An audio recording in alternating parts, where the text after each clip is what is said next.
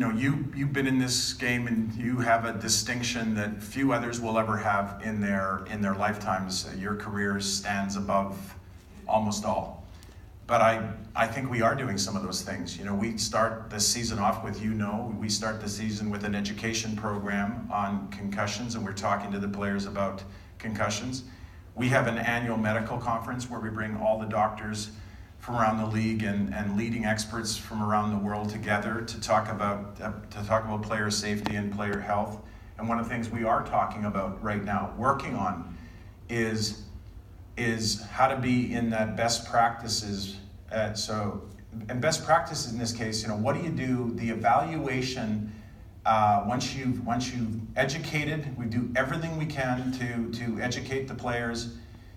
The evaluation is to make sure that if somebody is hurt, whether it be a concussion or otherwise, but we evaluated it properly. And then there's the rehabilitation part. I think you're talking in some ways about the rehabilitation side of that three-pronged issue, that we're talking about how do we make sure that we're using the best techniques and the best science in the world to make sure that if somebody has a concussion, that we're doing everything we can to make sure that we're healing their brain and setting them up for long-term success. Nick, I promise you that is so important, and we're going to keep working on it every day, and I have a commitment from our governors and from certainly my colleagues at the league office to do just that we will work on that rehabilitation part of it with great passion. But I think it goes further than just concussions. Every time you hit your head, you're gradually declining. I think it should be an education to work with groups and to work with professionals that do rehab the brain to give education. We know that you can get a concussion without head trauma. Our brain moves in our skulls.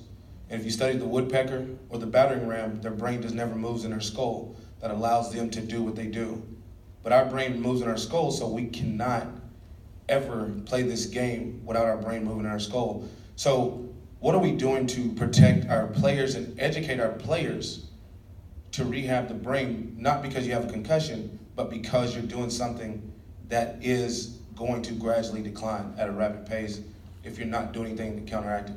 Yeah, well again, Nick, I appreciate you asking the question, and you're coming from a place that's important, and that's from somebody who's played the game for a very long time.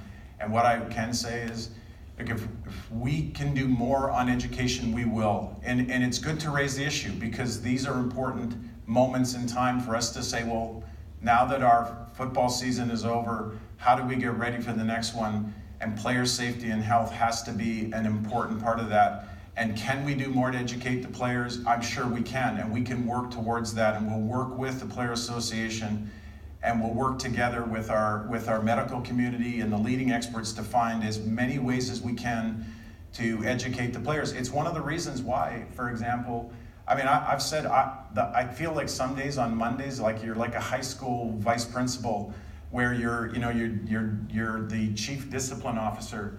I hate fine days. Fine days are just not fun. But the one thing I have said I'm going to fine on, and we're going to be super tough on, is the headshots. And we're just literally, that's the water's edge. We are going to be super tough on that. So it's a whole bunch of things mixed together that we have to continue to work at and do better. And I think we are deeply committed to doing that on behalf of all the players, Nick.